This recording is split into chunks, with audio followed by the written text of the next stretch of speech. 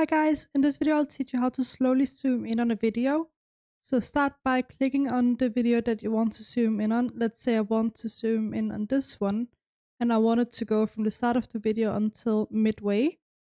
So to start, as I said, select the video and now you have this little board of options over here.